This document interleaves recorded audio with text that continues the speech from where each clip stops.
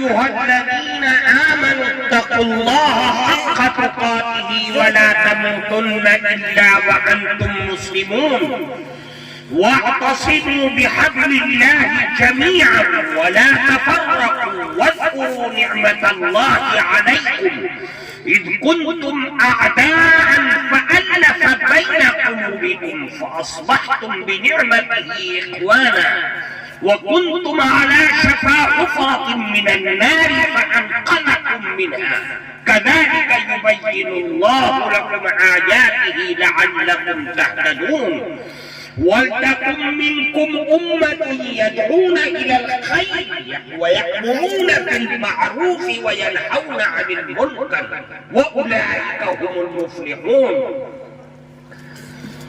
محترم حضرات علماء کرام اور اس دینی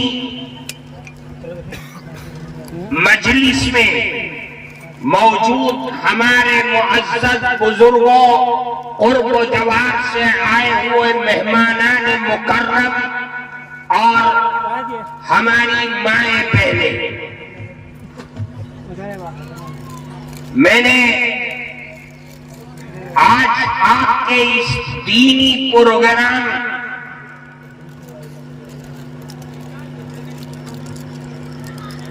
آپ کے جلسے کا موضوع اس کی رعایت کرتے ہوئے قرآن کریم کی 3 آیتیں پڑھی ہیں۔ اللہ رب العزت والجلال نے قرآن کی ان 3 آیتوں میں ہر مسلمان کے لیے چاہے جو حالات آئیں ان حالات سے مقابلہ کرنے اور ہر مصیبت سے نجات حاصل کرنے کا راستہ بتلایا ہے۔ وہ راستہ قرآن کی آیات کی روشنی میں آج جس وقت ساری دنیا کے ہر وہ طبقہ، ہر وہ قوم، ہر وہ مذہب کے ماننے والے جو ایک دوسرے کے مذہبی دشمن تھے، ایک ساتھ بیٹھنا ان کا دھرم اس کی اجازت نہیں دیتا تھا، ایک دوسرے کی عبادت گاہوں میں داخل ہونا گویا کہ قتل کر دینا۔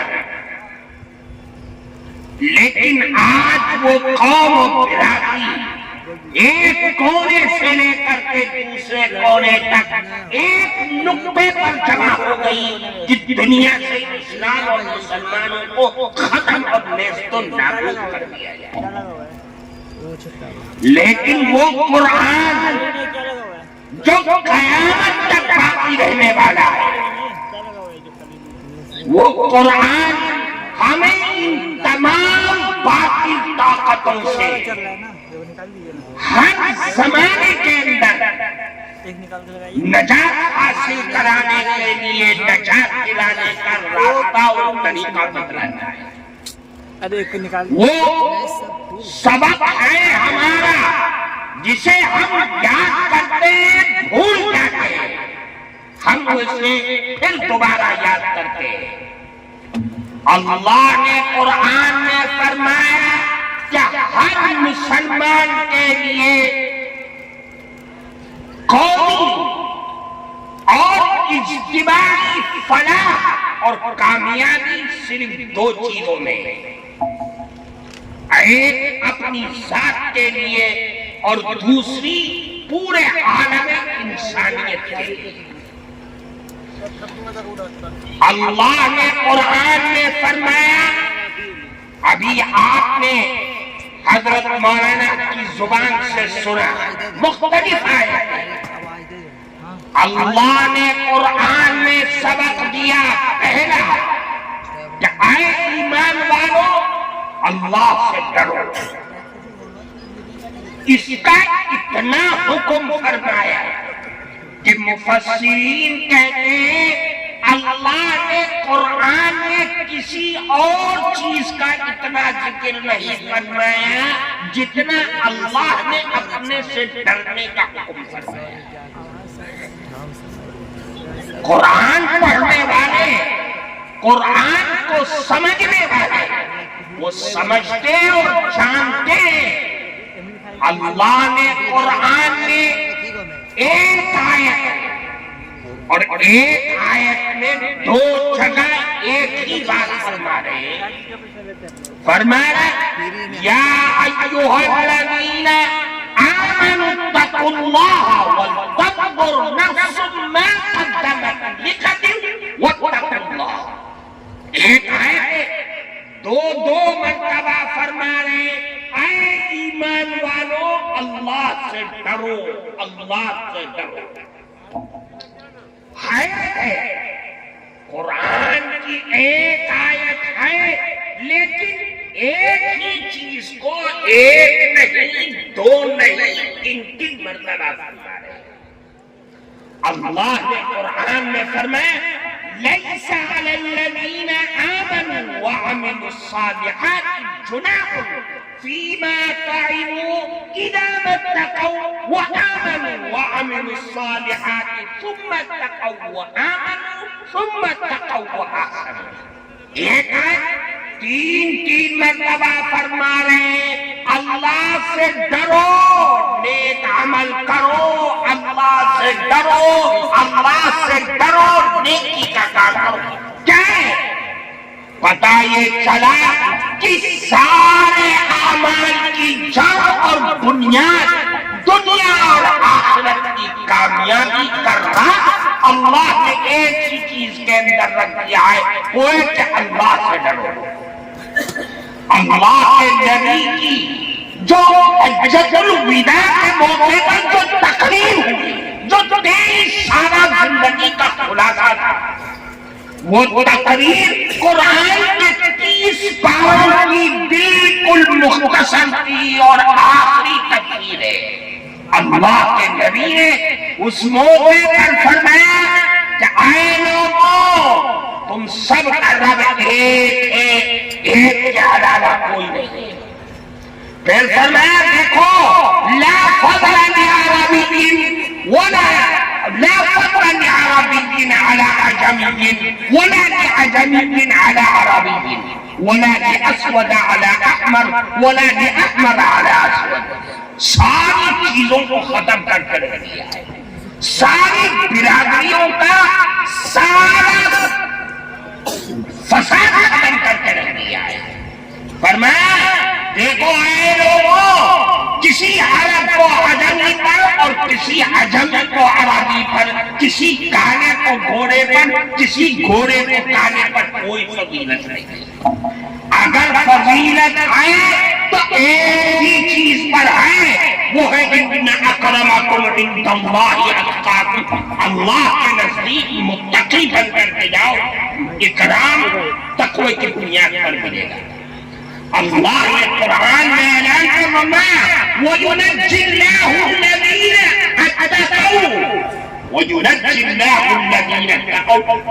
اللہ کے ہاں تو نجات تقوی کی بنیاد پر ہے، کسی نسب کی بنیاد پر نہیں ہے، کسی عربی یا عجمی کی بنیاد پر نہیں ہے۔ تقوی اختیار کرو، یہ بنیاد ہے۔ پھر فرمایا تقوی اختیار کر انعام ملے گا، وہ انعام تو بڑا قیمتی ہے۔ اللہ نے قرآن میں ان اعلانات کا ذکر کیا، فرمایا یا ایھا الذین آمنوا ان تتقوا اللہ یجعل لکم فرقانا۔ اے ایمان والو اللہ سے ڈرو گے تو انعام ملے گا کہ اللہ تمہیں فرقان عطا کرے گا۔ فرقان ہے کیا چیز؟ مفسرین اس کی تفسیر کرتے ہیں کہ فرقان کا مطلب یہ ہے کہ اللہ تیرے دل میں ایک نور پیدا کرنا ہے۔ وہ نور یہ ہوگا کہ تجھے امتیاز دے گا، تیرے درمیان یہ تمیز پیدا ہو جائے گی کہ جو کام تو کرنے جا رہا ہے وہ اچھا ہے یا برا ہے. اگر برا ہے تو تیرا قدم نہیں اٹھے گا، تیرا ہاتھ نہیں چلے گا، تیری آنکھیں نہیں. ہر وہ چیز آپ کے نزدیک اچھی ہوگی جس کو اللہ اور اس کا نبی چاہتا ہے. یہ فرقان ہے جو تقوی کی بنیاد پر ملتا ہے. پھر فرمایا کہ اور بھی نام ہے، فرمایا وَمَن يَتَّقِ اللَّهَ يَجْعَلْ لَهُ مَخْرَجًا وَيَرْزُقْهُ مِنْ حَيْثُ لَا يَحْتَسِبُ. تقوی اختیار کرو، تقوی کی بنیاد پر اللہ تمہیں ہر پریشانی سے نجات عطا فرمائے گا. وَيَرْزُقْهُ مِنْ حَيْثُ لَا يَحْتَسِبُ. دیکھ تجھ کو اللہ روزی دے گا ایسی جگہ سے جس کا تو وہم و گمان اور تصور بھی نہیں کر سکتا ہے. پھر فرمایا تقوی اختیار کر. وَمَن يَتَّقِ اللَّهَ يُكَفِّرْ عَنْهُ سَيِّئَاتِهِ وَيُعْظِمْ لَهُ أَجْرًا. تقوی اختیار کر. يُكَفِّرْ عَنْهُ سَيِّئَاتِهِ. اللہ تیرے گناہوں کو معاف کر دے گا. یہ ایک انعام.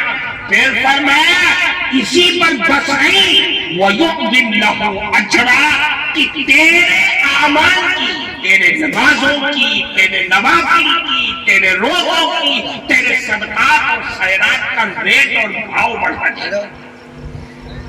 جو غیر متقی اگر 2 رکعت نفل نماز پڑھتا ہے، اگر اس کو 10 گنا ثواب ملتا ہے. اگر متقی پڑھے گا وہی 2 رکعت نفل نماز تو تجھ کو 100 گنا ثواب ملے گا. اللہ نے تیرے ریٹ اور تیرے اعمال کا ریٹ اور بھاؤ بڑھا دیا کیونکہ تم متقی اور پرہیزگار ہے. اللہ اعلان فرماتا ہے الا ان اولیاء اللہ لا خوف علیہم ولا هم يحزنون الذین آمنوا وكانوا يتقون. اللہ کہا اگر خوف، اللہ کہا اگر دل میں دہشت نہ پیدا ہونے کا، اگر تم طریقہ چاہتے ہو تو وہ ایک ہی چیز ہے کہ اپنے اندر تقوی کی زندگی کو پیدا کرو، اللہ کا ڈر اور خوف پیدا کرو. تقوی یعنی پاکیزہ زندگی، ہر حرام اور شبہ حرام سے اپنی زندگی کو پاک کرو. یہ بنیاد ہے، اس کے علاوہ کوئی چارہ نہیں ہو سکتا ہے. اللہ نے قرآن میں بے شمار جگہ اس کا حکم فرمایا ہے. حضرات صحابہ کرام فرماتے اللہ کے نبی کبھی بھی خطبہ دینے بیٹھتے، کوئی تقریر کرتے تو تقریر سے پہلے جو خطبہ ہوتا تھا اس خطبے میں کبھی ایسا نہیں ہوا کہ اللہ کا ڈر اور خوف کے بارے میں قرآن کی آیات کو یا عربی عبارات کو پیش نہ کیا.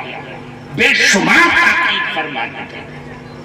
حتیٰ کہ نکاح کا خطبہ ہے، اللہ کے نبی سے جو خطبہ نکاح کا ہے اس کے اندر 3 آیتیں ہیں اور ہر آیت کے اندر اللہ کے نبی نے تقوی کا حکم فرمایا ہے. قرآن کی آیات کو پیش کیا ہے کہ اللہ کا ڈر اور خوف ہی بنیاد ہے ہر مسلمان مرد اور عورت کے لیے.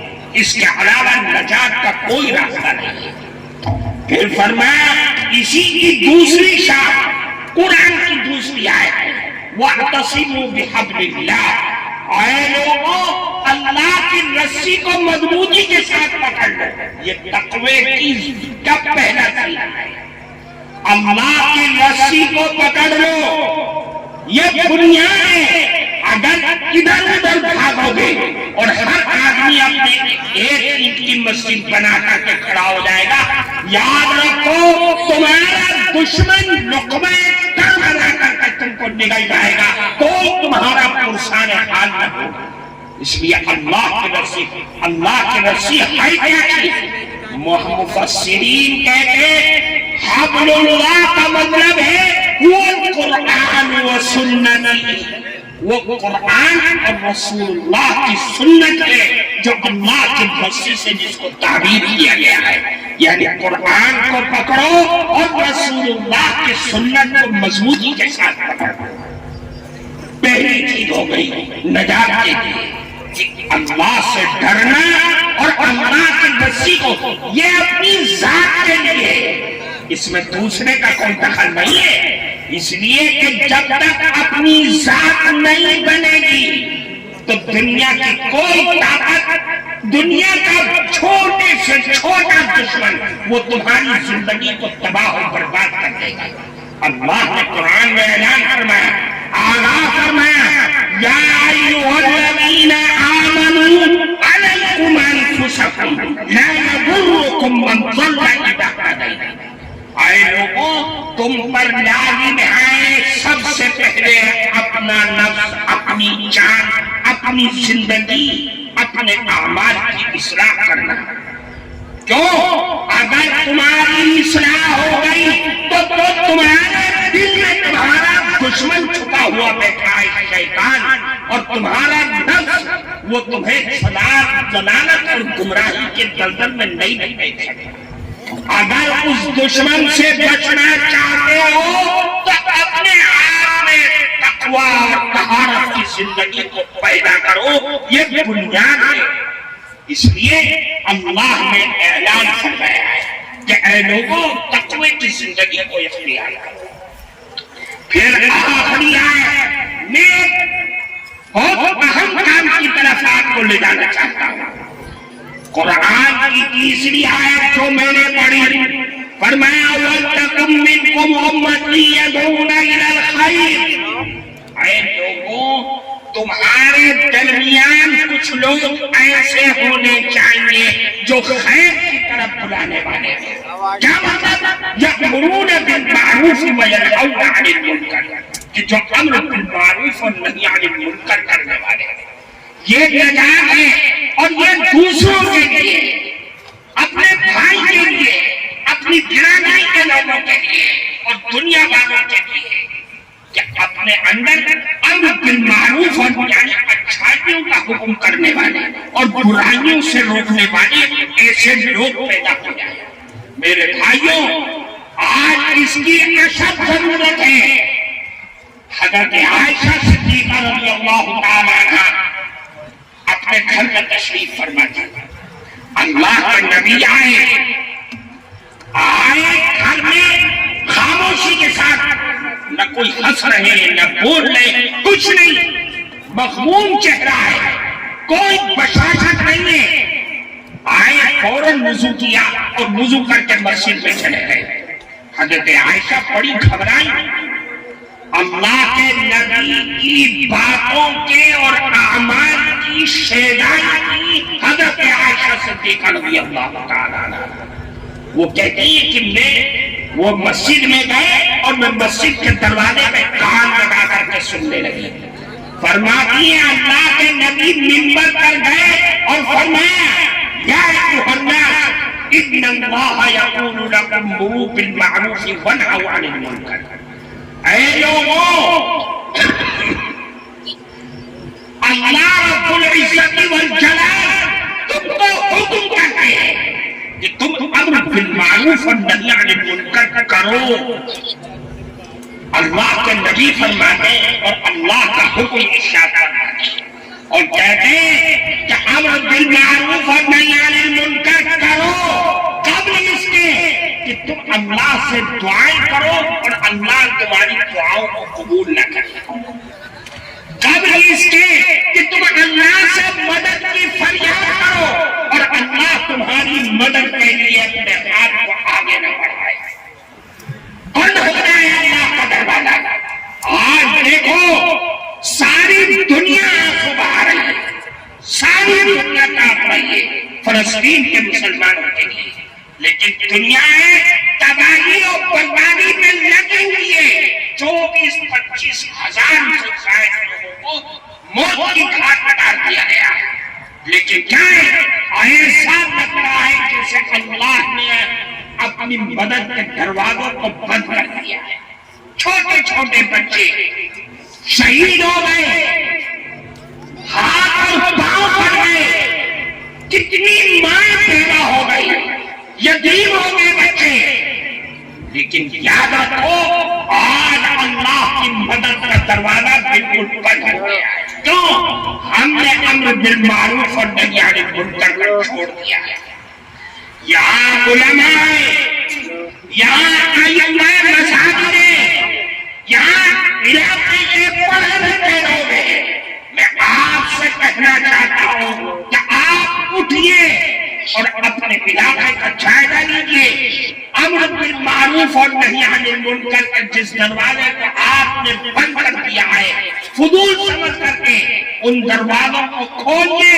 اگر اللہ کی نصرت اور مدد کو چاہتے ہیں، نہیں کھولو گے تو یاد رکھنا وہ اللہ بہت بے نیاز ہے.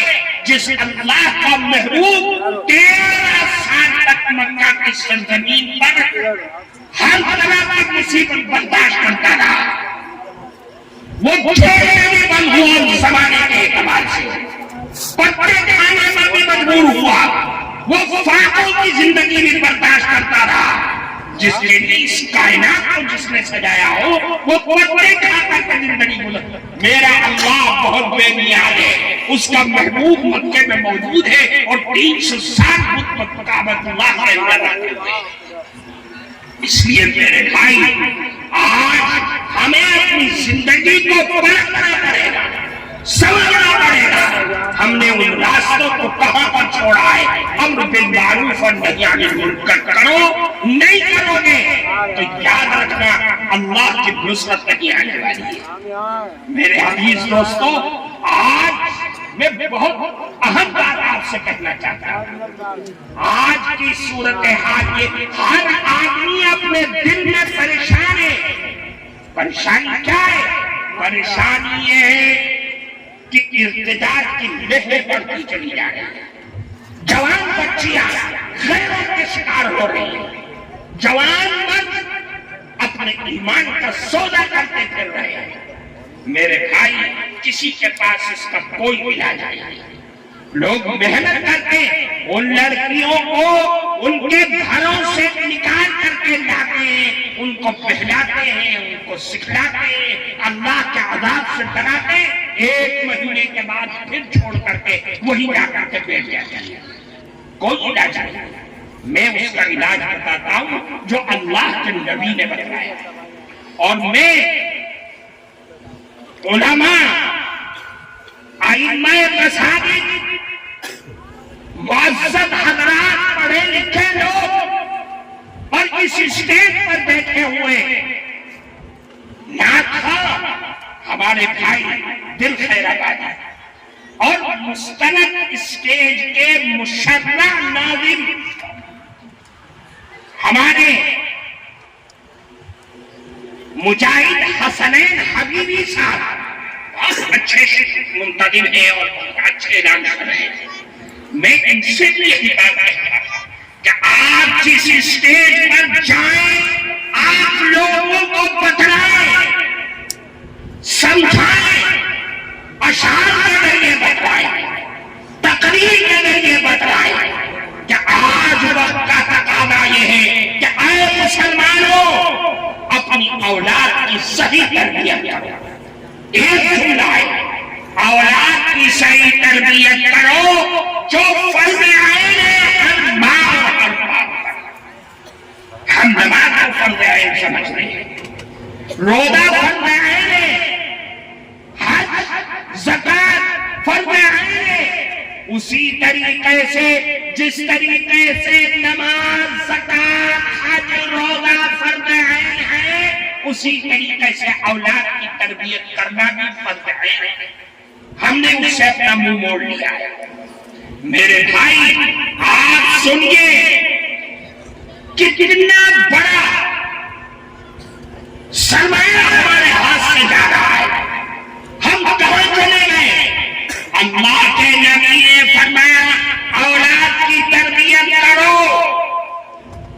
سب سے پہلی چیز فرمایا کہ بچہ پیدا ہو جائے تو سب سے پہلے دائیں کان میں اذان اور بائیں کان میں تکبیر ہو. دیکھو اس کا جنازہ کس طریقے سے نکلا ہے. عام لوگ نہ اذان کہنا جانتے نہ تکبیر کہنا جانتے، اور جو جانتے آج صورتحال یہ ہے کہ بچہ پیدا ہوتا ہے ہاسپٹل کے اندر ادھر نہ ماں نے دیکھا نہ باپ نے دیکھا، بچے کی ڈاکٹرنی آئی، اس نے کہا کہ بچہ تو سانس لینے میں پریشانی کر رہا ہے، اس کو تو مجھے آکسیجن روم میں بھیجنا پڑے گا۔ وہ ہسپتال یہاں سے دور ہے یا برابر میں، اس بچے کو اس ہاسپٹل میں بھیج دیا گیا۔ کوئی ماں یا باپ، کوئی گھر کا آدمی اس بچے کے پاس نہیں جا سکتا، انفیکشن ہو جائے گا۔ اذان گئی، تقریر گئی، لوگوں نے، گھر کے لوگوں نے لڈو بانٹ دیے، مٹھائی بانٹ دی، تقسیم کر دیا، نہ اذان کا پتہ ہے نہ تکبیر کا پتہ ہے، رسول اللہ کی شریعت اور اس کی سنت کا جنازہ نکل گیا۔ میرے بھائی، اولاد کی تربیت ختم ہو گئی۔ آپ کو جو سبق اس کے دل و دماغ کے اندر ڈالنا چاہیے تھا اللہ کی وحدانیت کا اور رسول اللہ کی سیرت کا، وہ سبق ختم ہو گیا۔ اور آگے چلیے، اللہ کے نبی فرماتے 7ویں دن عقیقہ کرو، بہترین نام رکھو۔ اب آپ دیکھیے، انبیاء کا نام رکھو، صحابہ کرام کا نام رکھو۔ ہم نے نام تلاش کر کے لائیں گے گوگل پہ سے جو سب سے لیٹسٹ نام ہو، چاہے مانا اس کا کمینہ، کمبخت، باولا کچھ بھی ہو جائے، اس سے کوئی پرواہ نہیں۔ اللہ کے نبی نے فرمایا عقیقہ کرو، لڑکا ہے 2 بکرے، نہیں تو 1 ہی کر دو، لڑکی ہے 1 بکرا کر دو، کرو عقیقہ، اس کا بال کٹوا کر کے صدقہ کر دو۔ ہم نے جنازہ نکال دیا، ارے کر دیں گے، بقرعید آئے گی حصہ لے لیں گے۔ 1 سال 2 سال 10 سال گزر گئے، عقیقہ کا نام نہیں لیتے ہیں۔ اسلام اور شریعت کی لاجک کی یہاں پر وہ کہتی ہے، شریعت اگر تم نے عقیقہ کیا تو اس بچے پر آنے والی مصیبت اور آفات اور بیماریوں سے اس کو نجات ملے گی۔ ہم نے اس دروازے کو بند کیا کرتے کھول کر کے رکھ دیا، آئے بیماری آئے مصیبتیں، سب سے نمٹنے کے لیے ہم تیار ہیں۔ رسول اللہ کی شریعت کا جنازہ نکل گیا، اولاد کی تربیت جو فرض عین تھی ہم نے اس کو کمتر سمجھ کر کے زمین میں دفن کر دیا۔ اور آگے چلیے، اللہ کے نبی فرماتے ہیں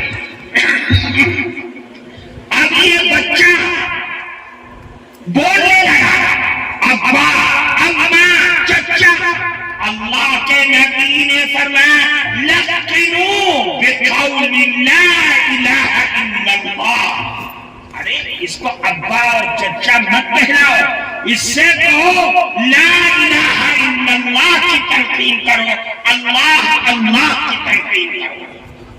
ہم کیا کرتے ہیں، ہر آدمی نانا نانی دادا دادی ہر آدمی کا نام، لیکن کبھی ہماری پھوٹی ہوئی زبان سے یہ نہیں کہتا کہ ارے بابو لا الہ الا اللہ کو، اللہ اللہ کو نہیں کہتا، اس لیے کہ یہ سب پرانی باتیں ہو گئی ہیں۔ یاد رکھو شریعت کی اس میں لاجک ہے، آج وہ لا الہ الا اللہ سیکھے گا، کل جب اس کی موت کا وقت آئے گا تو یہی سبق اس کو وہاں یاد آئے گا اور لا الہ الا اللہ کہتے ہوئے دنیا سے چلا جائے گا۔ ہم نے تو اس لاجک کو ختم کر دیا، اب وہ لا الہ الا اللہ کہتے رہ جائے یا دنیا کی رٹ لگاتے ہو جائے، ہمارے اوپر کیا فرق پڑتا ہے۔ اور آگے چلیے، اللہ کے نبی نے فرمایا 7 سال کا ہو گیا تو اب اس کو مسجد کا راستہ دکھلاؤ، پھر بھی نہیں پڑتا تو اس کے اوپر سختی کرو۔ اب اسی دوران اللہ کے نبی نے فرمایا کہ اقربوا اولادکم، اقربوا اولادکم، اپنے اولاد کو ادب سکھلاؤ، دین کی تعلیم سکھلاؤ. ہم نے تو جب وہ 7 سال 6 سال 5 سال ہوا ہم نے کانوینٹ کی اسکولوں میں لے جا کر کے ڈال دیا. کہاں گئی شریعت کی تعلیم؟ رسول اللہ کی تعلیم گئی کہاں؟ ہم نے آداب سکھلانا. کیا مطلب؟ آداب کا مطلب یہ ہے کہ اس کو بتلاؤ کہ جس شریعت کو، جس اسلام کا نوادہ ہمارے سروں پر ہے، جس اسلام کو ہم پہنے ہوئے، وہ بلند و بالا عمارت کے اہم ترین ستون ہیں کیا چاہیے. اگر وہ محفوظ رہیں گے، وہ پلر محفوظ اور بچے رہیں گے، پوری عمارت بچی رہے گی. اور اگر یہ کمزور اور جرجر ہو گئے تو ساری اسلام کی عمارت ڈھا جائے گی، ختم ہو جائے گی. ہمارے اولاد اور ہماری بچے اور بچیاں ارتداد کا شکار ہو جائیں گی جو ہو رہی ہے. کیا چیزیں اس کو سمجھیے. اسلام کا پہلا ستون، اے لوگوں اپنے اولاد کو بتلاؤ عقائد کی تعلیم دو. کیا مطلب؟ اس کو بتلاؤ اللہ کون ہے، اللہ کی ذات و صفات کیا ہے، جنت اور جہنم کے بارے میں بتلاؤ. اللہ کے فرشتوں کی تعلیم دو. اللہ کی کتابیں اور رسولوں کے بارے میں بتلاؤ. پل صراط کے بارے میں بتلاؤ. قیامت کے دن کے بارے میں بتلاؤ. یہ عقائد ہیں جن کا جاننا ہر مسلمان کے لیے ضروری ہے. ایک دوسرا ستون فرمایا عبادات کی تعلیم دو. عبادت ہے کیا چیز؟ ہم کیا ہیں؟ نماز، روزہ، فجر کی نماز، ظہر کی نماز، ان تمام رکعتوں کو بتلاؤ اور یہ کہو یہ عبادت ہے. ہم اللہ کے بندے ہیں. عبد سے، عبد کا مطلب ہے غلام. ہم غلام ہیں اللہ کے. اور غلام اور نوکر میں، ملازم میں فرق ہوتا ہے. ملازم باتنخواہ ہوتا ہے، اس کا کام بھی متعین ہوتا ہے. یہ ڈرائیور ہے، یہ باورچی ہے، یہ جھاڑو دینے والا ہے. وہ جھاڑو دینے والا باورچی نہیں بنے گا. ڈرائیور وہ جھاڑو نہیں دے گا، کیونکہ جس کام کی آپ پگار دیتے ہیں وہ اس کام کو کرتا ہے اور پگار لیتا ہے. ہم نوکر نہیں ہیں، ہم ملازم نہیں ہیں، ہم غلام ہیں اپنے اللہ کے. کیا مطلب؟ غلام کا مطلب یہ جب جس چیز کا آقا حکم کر دے تجھ کو وہ کرنا ہے. تیرا مرنا اور جینا سب اللہ کے لیے. قل ان صلاتی و نسکی و محیای و مماتی للہ رب العالمین. بس اس کے علاوہ کچھ نہیں. میں نماز پڑھوں گا وہ جو میرے اللہ اس کے نبی نے فرمایا ہے. فجر کی 2 رکعت پڑھنی ہے، 4 نہیں پڑھوں گا. اگر میں نے 4 فرض پڑھ لی فجر کی، اس کا مطلب یہ ہے کہ تو نے اپنے آقا کی بات کو ٹھکرا دیا، تو سچا غلام نہیں. تیری عبادت کی کوئی حیثیت نہیں. پھر فرمایا کہ دیکھ تیسرا ستون ہے، تیرے عقائد بھی اچھے ہو گئے، تیری عبادات بھی اچھی ہو گئی. اب نمبر آتا ہے اخلاق کا.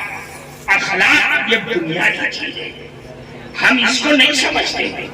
میرے بھائی، جس اسلام مذہب اسلام کو ہم مانتے ہیں، اس مذہب اسلام کی بنیادی طاقت، سب سے بڑا بم اور سب سے بڑی طاقت جو ہے، ہتھیار سب سے بڑا وہ اخلاق ہے. اخلاق کے علاوہ کوئی ہتھیار نہیں.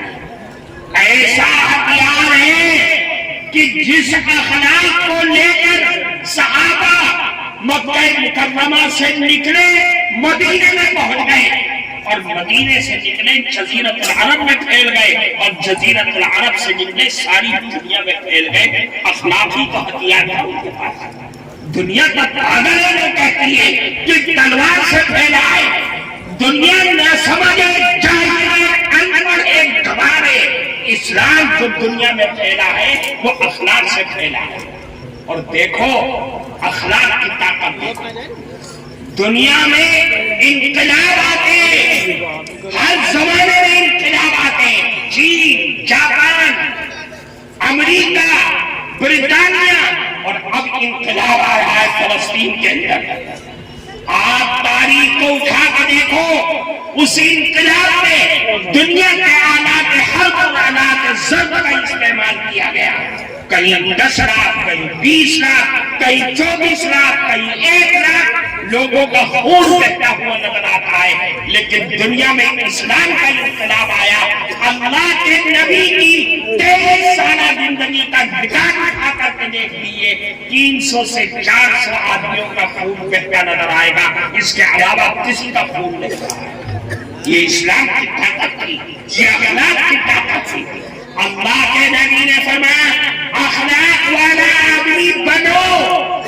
کیوں؟ اس لیے کہ میرے نزدیک، اللہ کے نزدیک اخلاق مند آدمی قیامت کے دن جنت میں ان لوگوں سے آگے ہوگا جو راتوں کو تہجد پڑھتے ہیں اور دنوں کو روزہ رکھنے والے ہیں. ان سے بھی بڑا بالا خانہ اخلاق والے آدمی کا ہوگا. اللہ کو اتنا پسند ہے اخلاق. اخلاق سیکھا، عقائد کی سیکھ لیا، عبادات کی سیکھ لی، اخلاق بھی اچھے ہو گئے. پھر فرمایا معاملات. اب معاملات سکھاؤ، کس کے ساتھ کیا برتاؤ کرنا ہے، کس کا لیا ہے، کس کا دینا ہے، یہ تعلیم دو. اگر عقائد بھی اچھے ہو گئے، عبادات بھی اچھی ہو گئی، اخلاق بھی اچھے ہو گئے، معاملات خراب ہے، وہ تو ایک کوڑی کا بھی آدمی نہیں ہے. دنیا تھوکے گی اس کے اوپر کہ جس کا لے لیتا ہے اس کو دیتا ہے. کوئی اتنی بڑی داڑھی ہے، اتنا لمبا کرتا ہے، ارے میرا مال دبائے ہوئے بیٹھا ہوا ہے، اس کی تو کوئی حیثیت ہی نہیں ہے. اس لیے میرے بھائی معاملات کو سکھلاؤ. پھر 5واں نمبر آتا ہے جو اسلام کا آخری ستون ہے. فرمایا شریعت کی تعلیم دو، معاشرت کی تعلیم دو. اس کو بتلاؤ کہ تیری ماں، تیری بہنیں، تیرے چچا، تیرے خاندان کے لوگ، اور سب سے زیادہ جو تیرے کاندھوں پر جس کا احسان ہے وہ ماں اور باپ، ان کے ساتھ کیسا سلوک کرنا ہے. اگر عقائد بھی اچھے ہیں، عبادات بھی اچھی ہیں، اخلاق بھی بہت اچھا ہے، معاملات بھی نمبر 1 کا ہے، لیکن ماں باپ کو ستاتا ہے، تو یاد رکھو صحابی رسول کو کلمہ نصیب نہیں ہو رہا ہے، ہمیں اور آپ کو کہاں سے ہو جائے گا. اللہ نے نبی نے فرمایا واللہ لا یجدها عاق. فرمایا فإن ريح الجنة يوجد من مسيرة 1000 عام. قیامت کے روز لوگ چلتے ابھی جنت تک پہنچنے میں 1000 سال لگے گا. جنت کی خوشبو جنتیوں کو محسوس ہونے لگے گی. پھر فرمایا خدا کی قسم جو ماں باپ کا نافرمان ہوگا اسے جنت کی خوشبو بھی نہیں ملے گی. اس لیے میرے بھائی ہمیں ضروری ہے ہم اپنے بچوں کی تعلیم اور اس کی تربیت کریں. میں آپ سے کہتا ہوں، یہاں ہر عالم، ہر امام سے کہتا ہوں، اپنے مسجدوں کے منبروں پر کھڑے ہو کر کے قوم کو بتلاؤ تمہارے ہاں بچہ پیدا ہونے والا ہے، اس کی تربیت کس طریقے سے کرنی ہے. جب ماں کی گود میں رہتے ہوئے بچہ صحیح مسلمان بنے گا تو یاد رکھیے دنیا کی کوئی طاقت اس کے ایمان اور عقیدے کا سودا نہیں کر پائے گی.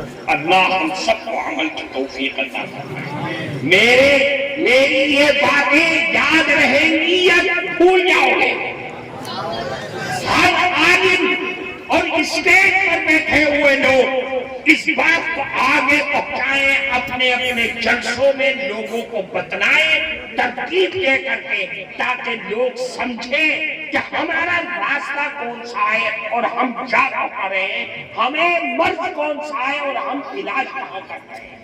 جب مرض کے مطابق علاج نہیں ہوگا کامیابی نہیں مل سکتی ہے. اللہ ہم سب کو عمل کی توفیق عطا فرمائے. وآخر دعوانا الحمدللہ رب العالمین. سامعین ابھی آپ کے درمیان نبیر شیخ الاسلام جناب حضرت مولانا سید اظہر ارشد مدنی صاحب دامت برکاتہم العالیہ بڑی قیمتی باتیں بتا رہے تھے. میں یہ دیکھ رہا تھا کہ مجمع میں سبتا طاری تھا، اور آپ کی بھی طبیعت ہماری بھی طبیعت سب یہ چاہ رہے تھے، خاص کر کے اساتذہ جو ہمارے اسٹیج پر ہیں، کہ اے کاش کہ حضرت صبح تک جلسہ تقریر حضرت کرتے رہتے، ہماری اصلاح اسی طرح سے ہوتی رہتی. بلکہ جلسے کا اصل مقصد جو تھا، اگر اسی پہ عمل کر لیا جائے تو یہ 1-2 مہینے 4 مہینوں سے جو آپ نے نیندیں اڑائی ہے، تو آپ کا یہ مقصد میرے دوستو پورا ہو جائے.